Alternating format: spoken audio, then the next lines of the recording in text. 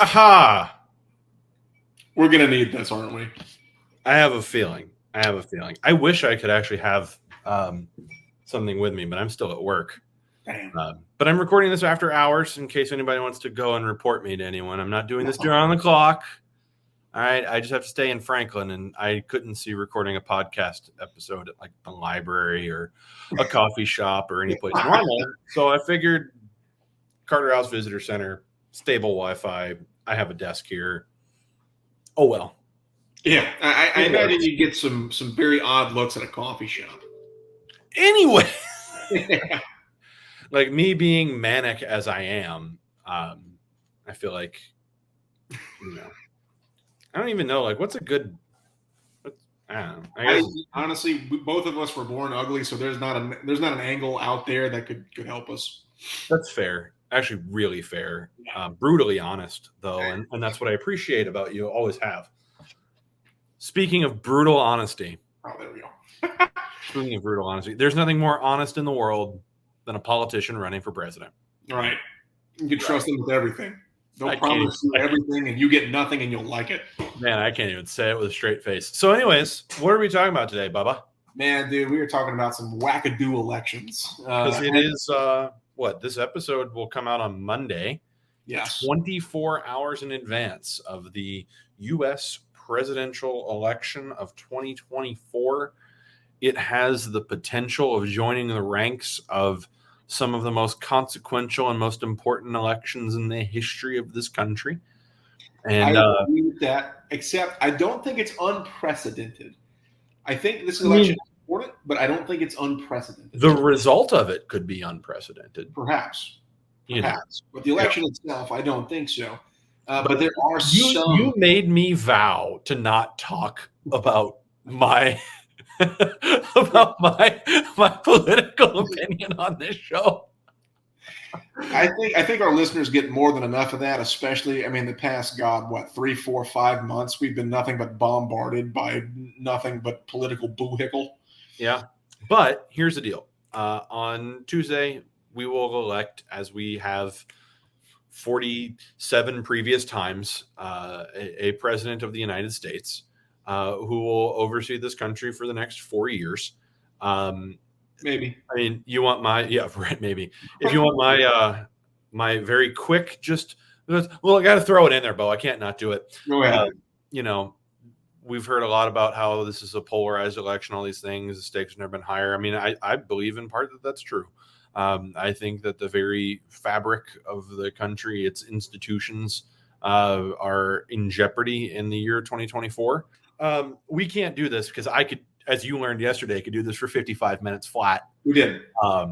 So we're going to talk about some of the most, I couldn't decide. Are we calling it incredible, important? I think impactful is probably the best word I could come up with. Yeah, and I honestly think the two elections that I chose to pick are actually wackadoo. Wackadoo? That's probably the best word I could come Mine aren't wackadoo. I think mine are impactful. So I figure what we could do is, I'll give you give me one, I give you one, you give me one, I give you one. That work? That works with me. All right, let's do it. You go first. All right. You're drawing the cards on this one. You get to go first. So both of mine just so happen to be early 19th century elections. Actually, one of them actually ushers in the early 19th century, the election of 1800 to be exact. Ooh, so in this election of 1800, it has been described by the Library of Congress as, quote, a constitutionally quirky election. I like that they call it quirky. They do. That's good. Not only is it good, but it's also pretty accurate. I don't think there's another synonym that I can use for quirky it's perfect here.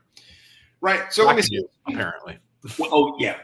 Wackadoo, of course. And that's the product of what scary things are in here. So I try not to let the scarier things loose. But sometimes a few funny things will drop out from time to time. Because, too, this is the first election, the first big major election post-Washington, post-Adams. Yeah. Political parties are in formation. Yep. But the thing is that Adams is back. So Adams, being the Federalist incumbent, which, as we know, usually, at least historically in American presidential elections, sometimes it's very difficult to unseat the incumbent. Mm-hmm. But you have John Adams, and John Adams throughout his presidency has a bunch of different problems, from the Alien and Sedition Acts, the XYZ affair. Things of that general nature are making Adams increasingly unpopular with the American people. So then comes Thomas Jefferson and this new budding Democratic Republican. Jeffy boy. Big old Jeffy J. Tommy J. Yeah. Tommy J. I have been drinking a little bit before this, because we are talking politics. Every time I talk to Jeff Williams, I call him Jefferson. Jefferson. So, now in the back of my mind, when I see Thomas Jefferson, I just see Jeff. So, funnily enough, the Library of Congress also calls this election a very partisan and a very nasty election, which is, it's like, wow. I feel like I've heard these words. Yeah, I feel like I've heard these words before somewhere. But what's interesting about this election? It doesn't give us a clear-cut win. So, typically what happens, especially in the early American Republic, presidential electors were required to vote for two people for the offices of president and vice president. Mm-hmm. Whoever gets the most votes becomes president, and whoever gets the second becomes vice president, which is kind of strange to us in the 21st century, because all I can think about is the 2020 election, and I can't imagine that Trump and Hillary Clinton would have worked all that well together. Right. But yeah. So we're not quite there yet deciding, the 12th Amendment, but we'll kind of get to that point.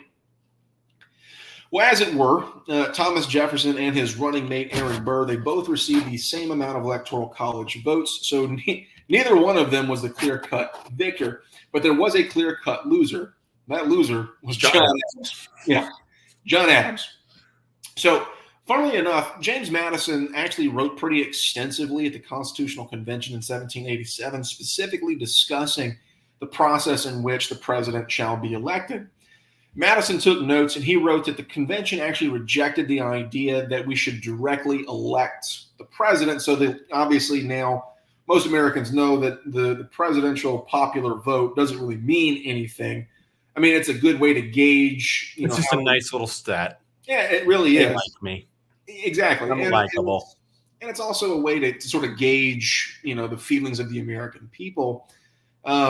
But that doesn't elect the president, yet an electoral college does, which is it's an organization that is compiled of equal number of senators and representatives that are chosen by the states.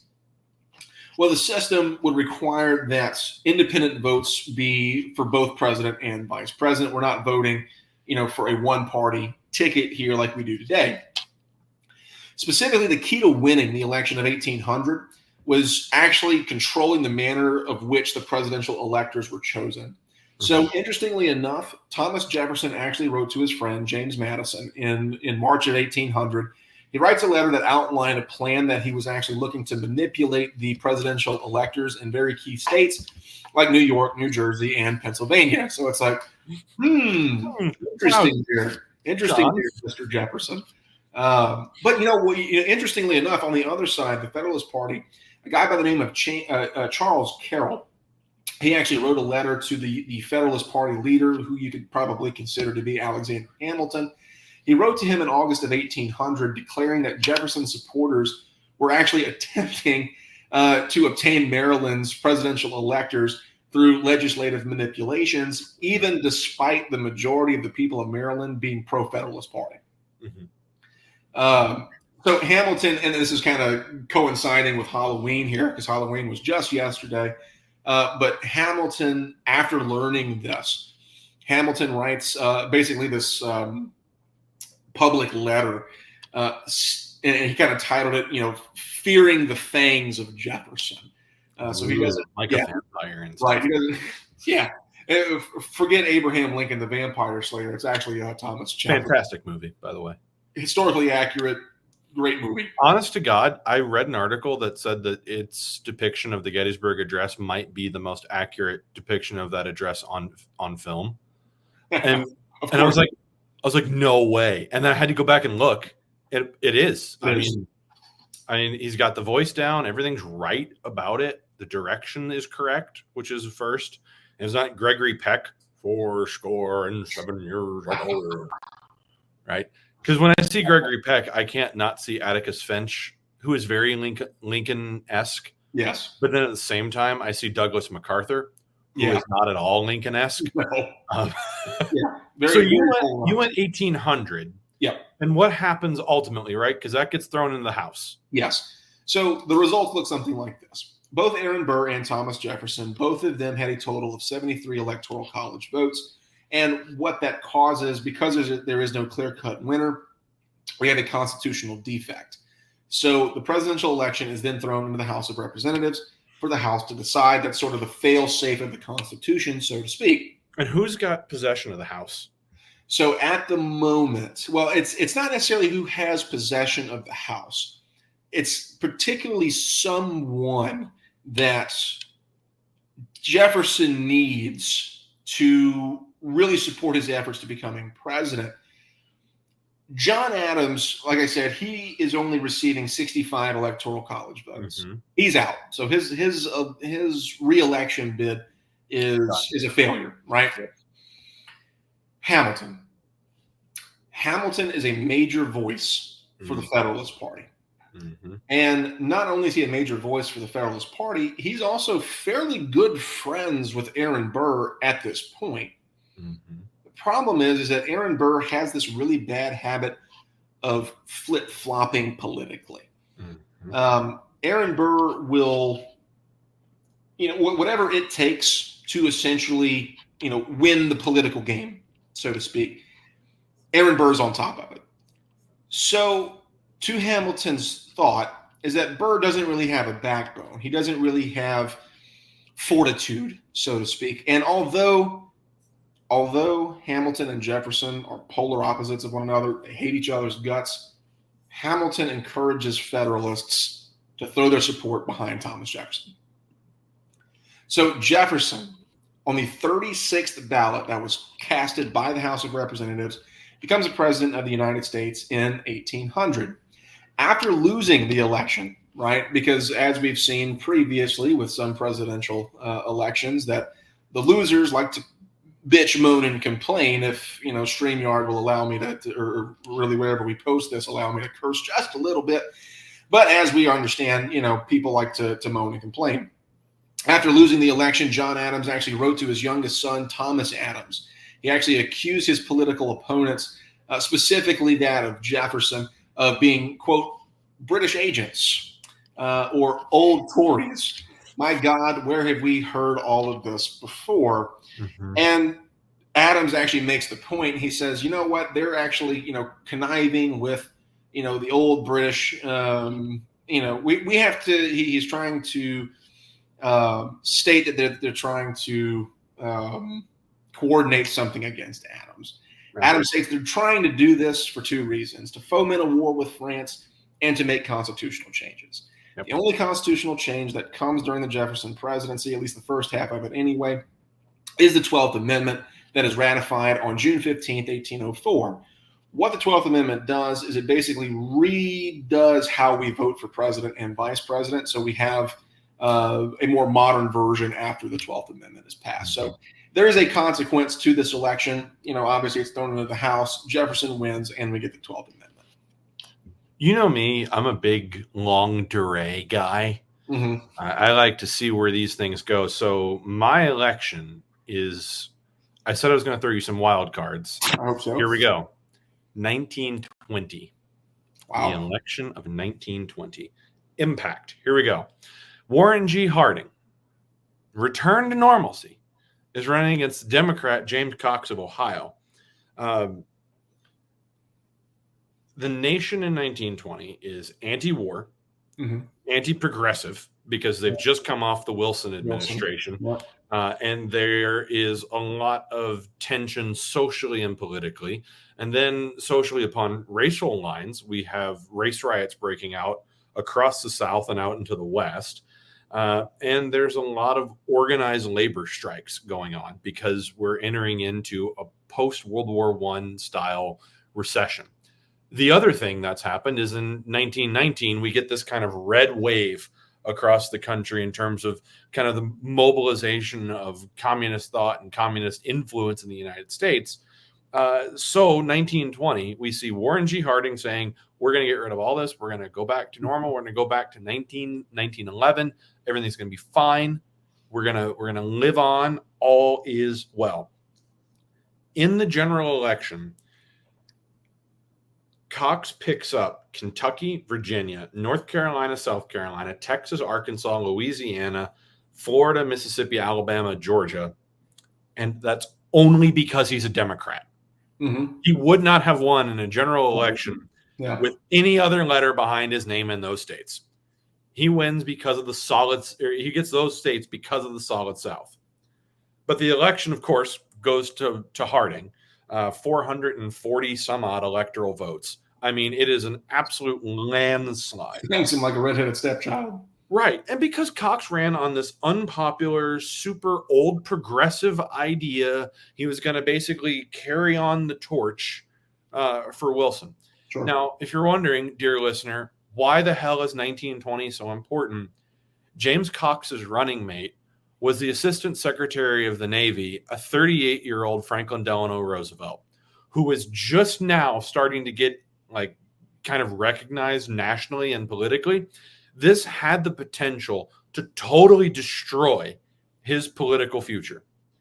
But because Cox is so unlikable, everybody puts it on him, kind of forgets, like you do with a vice president, that they're on the ticket. And then what happens the very next year, 1921, Roosevelt is stricken with polio, sidelined from politics, and along comes 1928.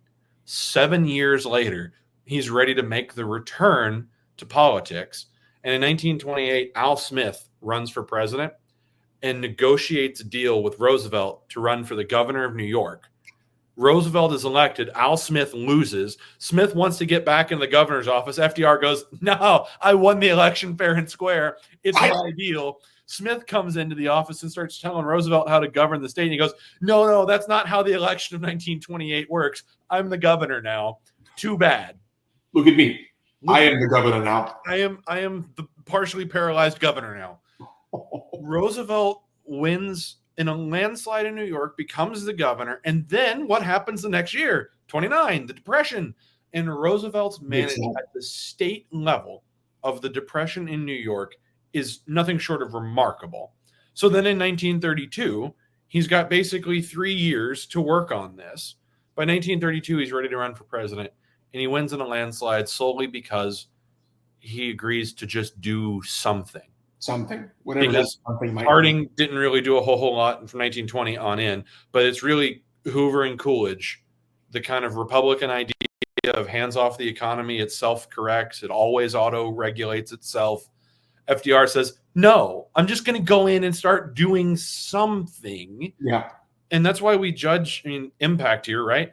First off, from 1920, FDR doesn't get sacked by Cox in the general, and it doesn't destroy his political future. But the other impact is that it puts him in position in 32 to say, I'm the president now. Here's the next 100 days of my administration from inauguration day on.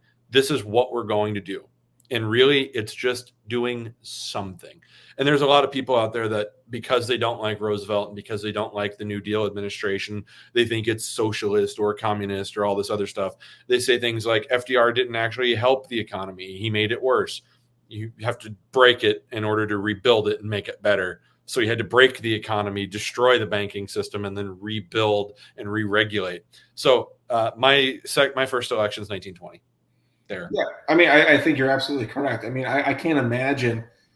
Which we can't, right? Right. We literally cannot imagine what would happen if FDR, had taken that vice presidential spot, where he would have been, and yeah. how would he have baggage from the 1920s that wouldn't enable him to run? And you can almost guarantee that, because it seems that in almost every election that we've had, for those who are opponents of, a vice president who's moving into the presidential spot to potentially run for the presidency, they're like, oh, he's got X, Y, and Z baggage from, ABC presidency. Right. And we can see that now with commentary. You can talk about Trump's administration. There's a lot of baggage there. And you can talk about the Biden-Harris administration. There's a lot of baggage that comes along with the Biden administration that you have to kind of judge them on that, but also on content of character too. FDR doesn't have that going into 1932. He's still politically kind of living in the wilderness when he comes out of the gubernatorial slot in New York. So when he runs in 32, I mean, it's a slam dunk. Right. And as the band Alabama once said, Mr. Roosevelt gonna save us all. What's your second election? A second election is arguably probably the most stolen election in all of American history. I told you couldn't talk about 2020. And folks, I'm not talking about 2020.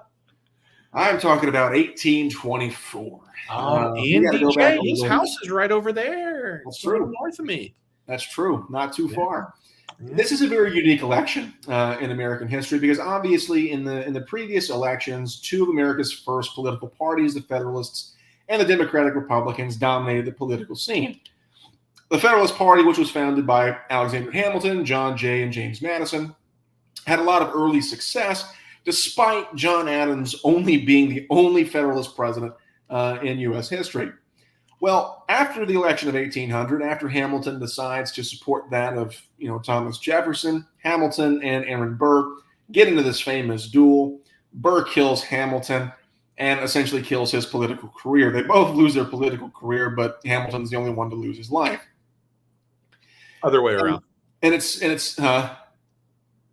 no, they both lose their political careers. Right. Hamilton's the only one to lose his life. I'm sitting here, I was like, which one's dead? I was pretty sure it was Hamilton. Well, they're both dead now, so it doesn't matter. It does matter, but that's my favorite part about history. Everyone we're talking about is dead.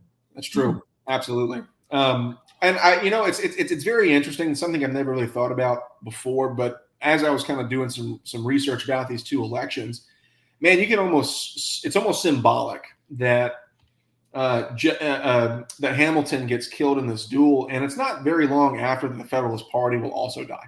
Yeah. So it's a lot like Clay being like the physical and like spiritual body of the Whigs. And then when he dies, everybody's like, well, what is a Whig? I guess we don't have to be Whigs anymore. Yeah, thank God. We can do something else now. We can do at least something else. Funnily enough, after Hamilton's death and sort of the subsequent presidential election losses, the Federalist Party starts to lose its political power and political prominence, and they kind of fall by the wayside. The last Federalist presidential candidate was actually Rufus King in the election of 1816, where he was absolutely dog-walked. He was absolutely spanked by Mr. James Monroe, 183-34 in the Electoral College. Folks, that is an ass whooping. That is a landslide, in case you were unfamiliar. Where's King from? I think King is from New York. Yeah, I remember he's kind of like in the earlier years. He's sort of like the anti-slavery guy for being a little hot abolitionist. Yeah, and I guess that has a lot to do with his being beaten so soundly by James Monroe. Because no one's ready for that yet. Right. Some people are. About 34 Electoral College electors are ready. And they're not winning. Yeah, no, they're not. They're getting spanked, unfortunately. Well, so when people ask me, what is the death pill of the Federalist Party? The death pill of the Federalist Party was actually the party's refusal to support the American war effort in the War of 1812, which they subsequently nicknamed Mr. Madison's War.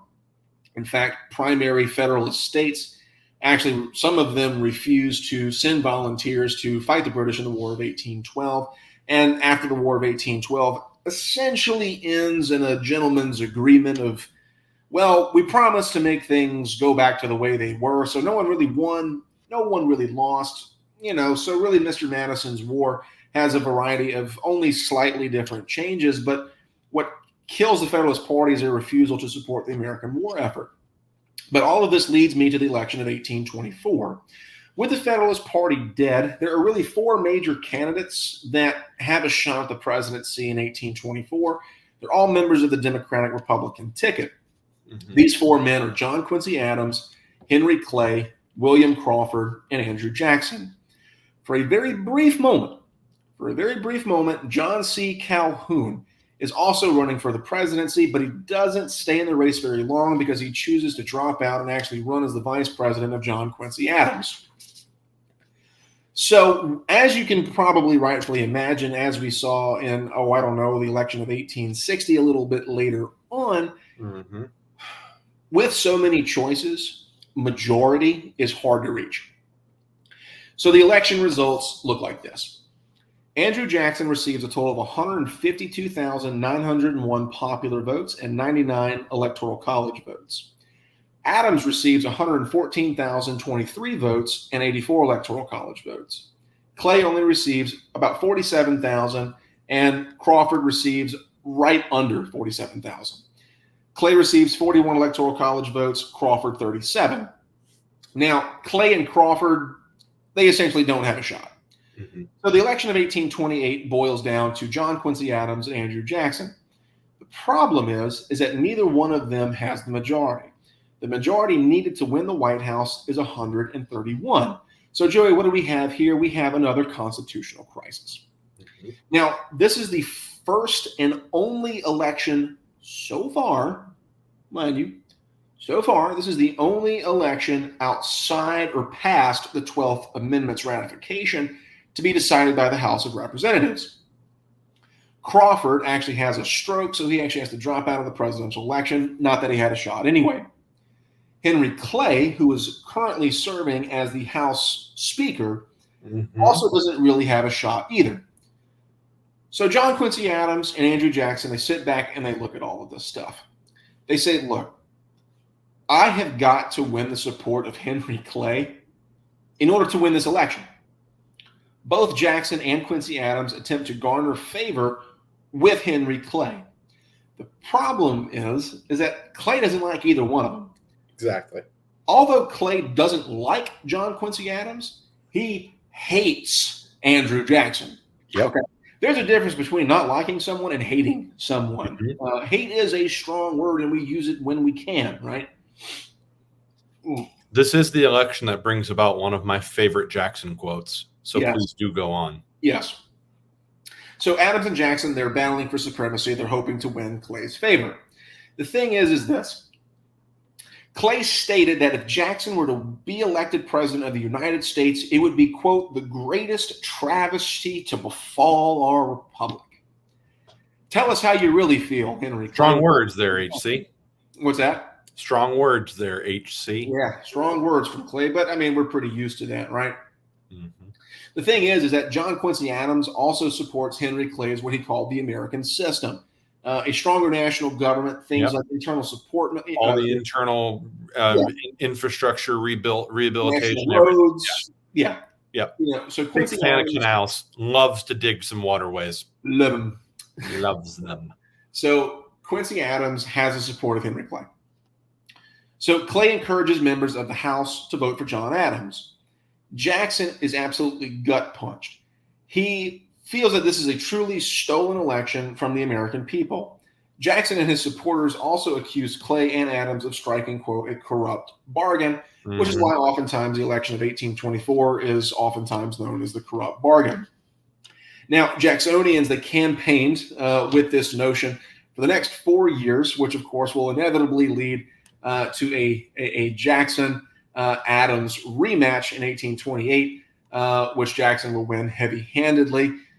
So it sounds like the more things change, the more they stay the same. Maybe not. Hopefully maybe not. We'll see. I hope But again, that lovely quote from Jackson. The only two things that he regretted were what, Joey? Remind me. that I didn't shoot Henry Clay and I didn't hang John C. Calhoun. I always is it that because I always confuse. Shoot Henry Clay, hang John C. Calhoun because he wanted to hang Calhoun for treason. Fair. Yeah. And then there's the Robert Hatton quote about Jackson. You think he really wants to hang somebody? I don't know. But if Mr. Jackson starts talking about hanging someone, usually someone goes to get the rope. Yep, it's time to find a rope. So my final election, because we only did two because we said we couldn't do this forever. I have a third one. I'm ready to roll it out in the event of an emergency. Right. My second one, total curveball. And this one, I feel like we're just far enough away from it now to start calling it history and no longer current events. Mm-hmm. I think it's the election that has impacted the last decade. Oh, I know which one that one is. 2012. Mm. This is my theory, because this is what I think historians 50, 60, and 100 years from now are going to look back at. The second term of Barack Obama's presidency. Mhm. right? So 2008 is historic because he's the first African-American president. He's also inheriting this financial disaster from the Bush administration, this total, just tomfoolery in the Middle East in terms of Afghanistan and Iraq. We've got the wars both in full swing there.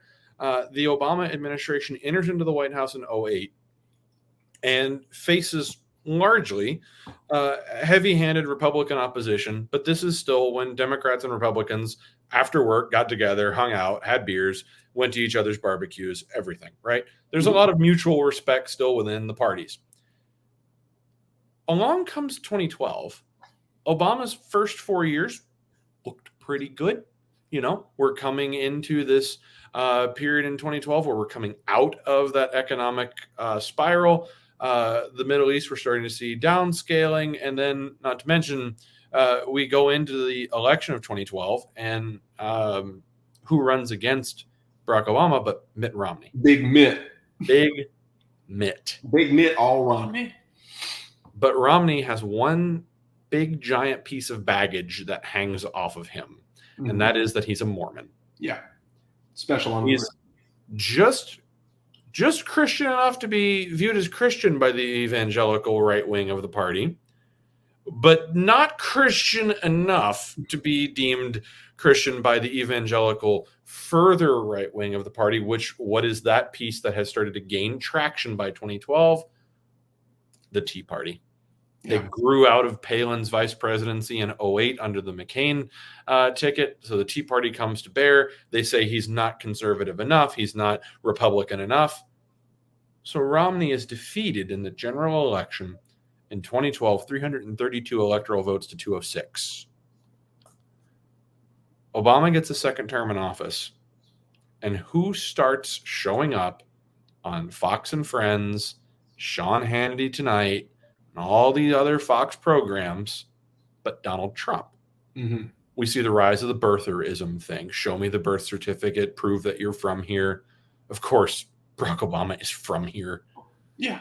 Then in 2016, running off the fact that he's, in fact, not Obama and further to the right than Romney, Trump essentially battles and bullies his way to the nomination.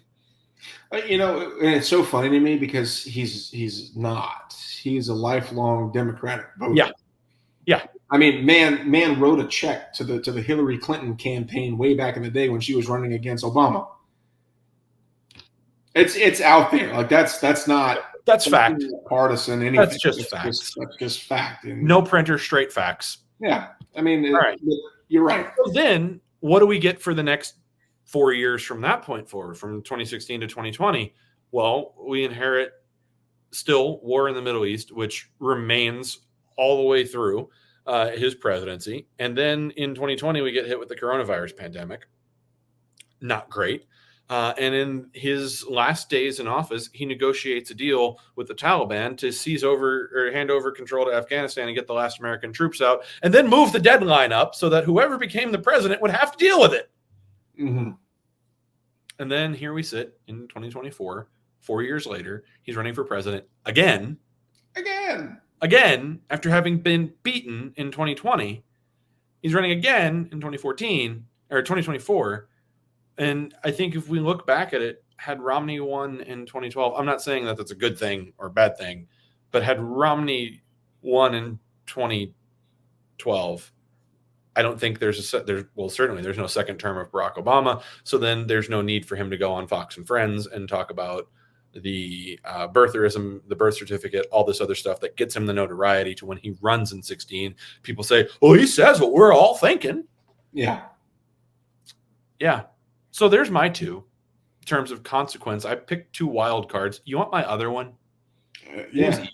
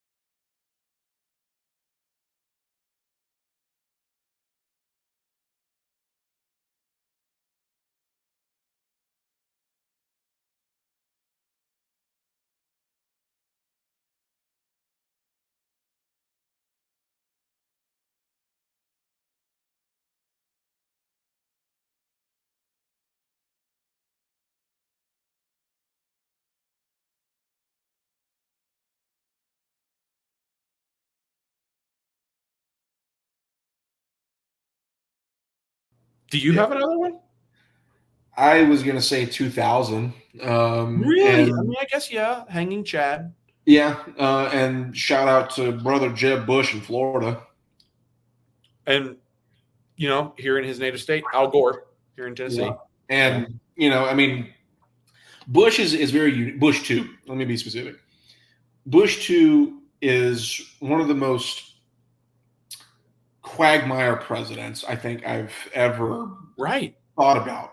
Because not only does he hold the record for the most popular president, but he also holds the record least.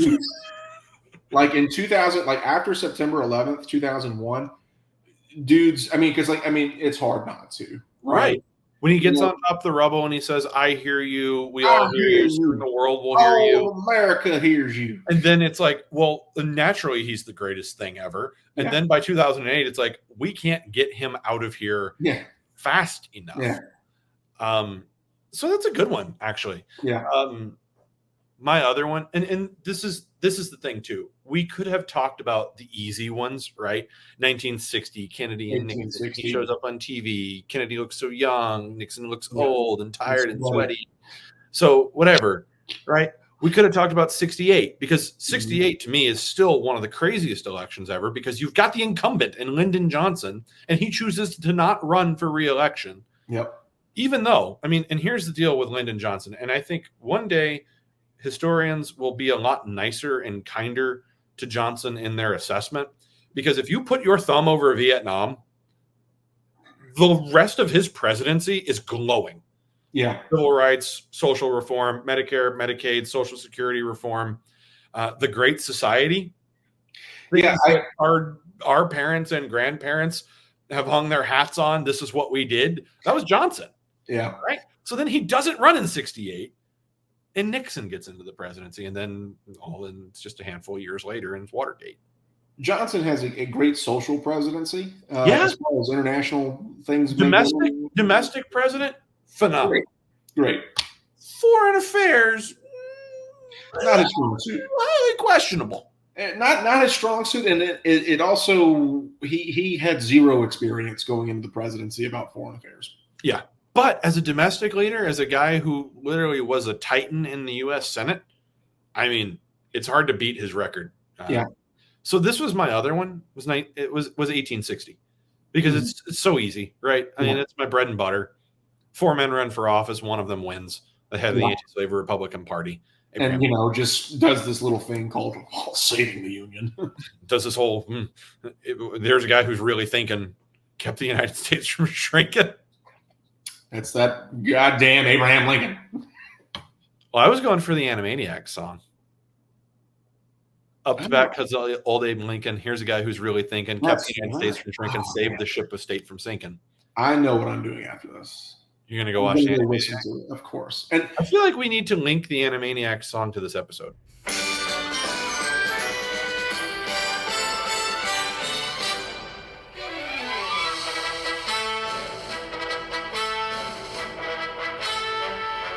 Hi-ho, do you know the names of the U.S. residents who then became the presidents and got a view from the White House Lou of Pennsylvania Avenue?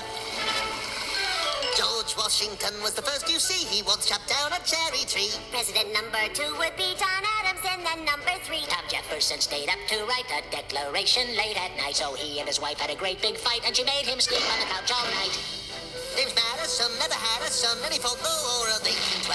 James Monroe's colossal nose was bigger than Pinocchio. John Quincy Adams was number 6, and it's Andrew Jackson's butt he kicks, so Jackson learns to play politics. Next time he's the one that the country picks. Martin Van Buren, number 8, for a one-term shot as chief of state. William Harrison, how do you praise? That guy was dead in 30 days. John Tyler, he liked country folk. And after him came President Polk. Zachary Taylor liked to smoke. His breath killed friends whenever he spoke. 1850, really nifty Miller Fillmore's in. Young and fierce was Franklin Pierce, the man without a chin. Follows next up period spanning 4 long years with James Buchanan. Then the South starts shooting cannon, and we got a civil war. A war down south of Dixie. Up to bat comes old Abe Lincoln. There's a guy who's really thinking. Kept the United States from shrinking, saved the ship of state from sinking.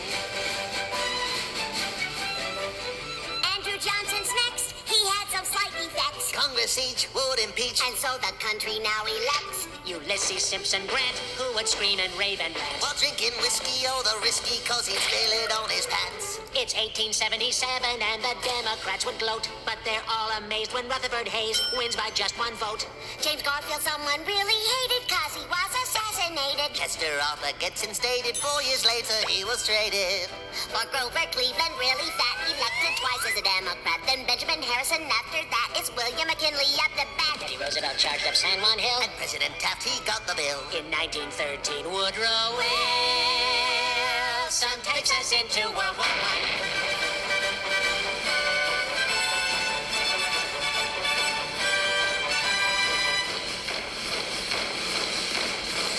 Warren Harding next in line. It's Calvin Coolidge, he does fine. And then in 1929, the market crashes and we fight. It's Herbert Hoover's big debut. He gets the blame and loses too. Franklin Roosevelt, president who helped us win in World War II. Harry Truman, weird little human, serves 2 terms and when he's done. It's Eisenhower who's got the power from 53 to 61. John Kennedy had Camelot, then Lyndon Johnson took his spot. Richard Nixon, he gets caught, and Gerald Ford fell down a lot. Jimmy Carter like camping trips. And Ronald Reagan's speeches, scripts all came from famous movie clips. And President Bush said, read my lips. Now in Washington, D.C., That's Democrats and the GOP. But the ones in charge are plain to see. the Clintons, Bill and Hillary. The next president to lead the way, well, it just might be yourself one day. Then the press will distort everything you say. So jump in your plane and fly away.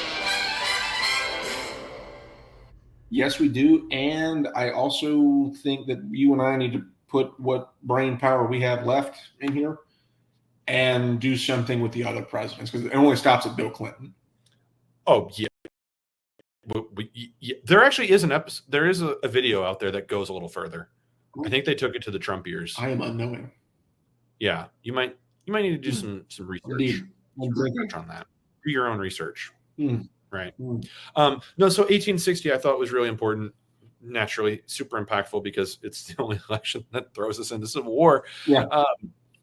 But it's, I mean, when you look at the numbers for how that election shakes out, Mm-hmm. it's amazing, right? Let's take Lincoln. Let's not even talk about Lincoln for just a second. Mm-hmm. Just Stephen A. Douglas and John Cable Breckinridge, and then John Bell, right? So let's just do real quick, right? Because we have a couple minutes. The Democrats convene in April of 1860 in Charleston. Northern wing, Southern wing show up in Charleston. 3 days, 57 roll call votes. Democratic Party breaks. Mississippi leaves. Then right behind her, a couple of the other sister slaveholding states leave because no one can agree on who they want to nominate, because a Northern Democrat like Stephen A. Douglas is a compromiser on slavery, still favors his old idea of popular sovereignty. He's not going to let that die. And then the Southerners are trying to nominate John Breckinridge, sitting vice president of the United States, also, by the way, secessionist. So what's his plan when he gets into the White House? Right. I didn't think I'd get this far. So, and then too, like I'm just speaking from here in Tennessee, the Tennessee delegates go there favoring Andrew Johnson. Well, naturally, he's not going to get it. So then that wing of the party swings into Douglas. The party splits. They reconvene in Baltimore. Northerners run Douglas. Southerners run Breckinridge. Douglas picks up Missouri and New Jersey, but he's got to split the electoral votes of the Garden State, the garbage state, the Garden State, New Jersey, has to split the electoral vote there. And then between the two Democratic conventions, Tennessee has its own convention, throws forward the Constitutional Union Party led by John Bell. Bell wins Tennessee, Kentucky, and Virginia. Those are the powerhouse states of the South. So then when it goes into the general election, we've got a Republican candidate in Abraham Lincoln who doesn't appear on the ballot in 10 slaveholding states. And then Breckinridge picks up each state, but never wins a plurality. Like it's always close. It's neck and neck with Douglas and Breckinridge and Bell. Breckinridge wins all the states that eventually become the Confederacy. Bell picks up Tennessee, Kentucky, and Virginia. That leaves behind a sweep of I think is 130 or 200 some odd electoral votes. I can't remember the exact number at this point. My brain's fried. It's the end of my day. But Lincoln, essentially 181 181 electoral votes, picks up exactly what he needs to win the presidency. And he does it with the lowest popular vote percentage ever, 39% of the popular vote. It's amazing. I mean, it's just an incredible election. Yeah. And what I think is so sad is on election night, November 1860, Stephen Douglas is in Mobile, Alabama, trying to talk to anyone who will listen. Vote for me. Vote for me. We'll at least have stability. Vote for me. We'll hold the union together. Vote for me. We'll work things out. Douglas doesn't live to see the end of the American Civil War, but as we go into 61, he's there trying to help Lincoln hold this fragile bond of the Union together. Then along comes March 4th. We are not enemies. We must not be enemies. We are friends. In your hands, my fellow dissatisfied countrymen, is the momentous issue of civil war, not in mine. Wow. Anyways, Lincoln's election, I think, is certainly the most impactful election in the history of the United States. Not bad for a bonus. Yeah. Not bad for a bonus. Or no notes. Say here in the deep South, here in a little lanyap. Little lanyap. So, Bo, what's in your cup? It is homebrew history after. Wait, no, we got to do a boohickey. Can you ask me a boohickey? Can you ask me what my boohickey is? Yes. Is that how that works? Can we do that? Yes, we can. It's our show. We make our show. Right. So, Joseph, in all of your research, what is the most boohickey ass thing that you've come across when it comes to American elections? That the 2020 election was stolen. Oh. It's the most boohickey thing. Yeah, it's only been shot down by what? Almost every court? Every single court who has heard the case at the state and federal level. No one who takes themselves seriously should believe that the 2020 election was stolen. No. Sorry, no. And I guess, you know what, if there's somebody who listens to this and goes, I can't believe those two guys, I can't stand them, that's fine. Yeah. Anyways, there's that. That's my boohickey. Yes. Do you have a boohickey? Is it the same? It's sort of. So there is a, at least in Louisiana, I can speak on Louisiana's elections because I just so happen to know someone who knows a thing or two about that. There's a common misconception that the voting machines that we use, specifically from Dominion, which that is such a dirty word in American political discourse right now. Yep. Even though Fox News was sued for an incredible amount of money for litigation, to which Fox News had to apologize and basically come out and say, yeah, we lied. Sorry about that. But no one gives a shit about that, do they? Voting machines are not connected to the Wi-Fi because there are some people out there, and I kid you not, this is just one random example. I was shown an example that someone thought that votes are tabulated and then the results are sent to Canada, and then via satellite they are sent to Serbia, where they are counted for a second time and sent back to the States to be counted completely. That, of course, is why it takes so long, right? Yeah, that's why. What nonsense. That's the boohickey. Yeah. So now that we've done boohickey, it is that time. What is in your cup? What was in your cup? Oh, you actually know what's in here, and you're gonna love what was in here. This was a very fine glass of Dr. McGillicuddy's Blackberry whiskey. So good. I have only been able to find this in the state of Michigan. So anytime I go, I usually buy like 4 bottles, and they're like, "Why are you buying that garbage?" I'm like, "Don't do that. Don't you talk about Dr. McGillicuddy. He worked hard for that PhD. He is a good doctor. He is healing all of my spirits." McGillicuddy and Pepper both went to the same university. Okay, Yep. They both got that doctorate. Yep, that's a good one. And thank you. This is one of my favorites personally. It's not that great. It isn't. But if you add sweet tea, if you add sweet tea to it, it actually tastes like a blackberry Long Island, and just ça c'est bon. Chef's kiss. Excellent. I would tell you what's in my cup, but like I said, I'm still at work. Well, when you leave work, what will be in my cup American this evening? Oh, I can tell you exactly what's in my cup this evening. Please do. I've got a little bottle of Tennessee honey by Jack Daniels that just goes so well. I was introduced to this the other day. So eggnog has a cousin, and it's called boiled custard. Okay. It's not quite as Christmassy nuggy as eggnog. Boiled custard might be my new favorite dairy product. It is produced here in Tennessee by Purity Dairy. It is a pretty deep South, upper South, deep South dairy. But boiled custard and Tennessee honey, tears to your eyes. Tears, all joy, no sadness. All joy, no sadness. No printer, straight facts. You know the usual. That stuff is spectacular. Dangerous. As usual, we have to thank our friends and sponsors at Civil War Trails for their support of our show. If you want to get out there on the trail and make some history of your own, they're the people to do it with. So if you're Virginia, Tennessee, North Carolina, Pennsylvania, Maryland, find your way to your state Bureau of Tourism and find your maps for Civil War Trails. Go to civilwartrails.org for more information. And there you can get a request put in for a paper map to be sent your way. And you can take Civil War Trails. It's like having Drew Gruber in the car with you. Shout out, Drew. Which is a fun time.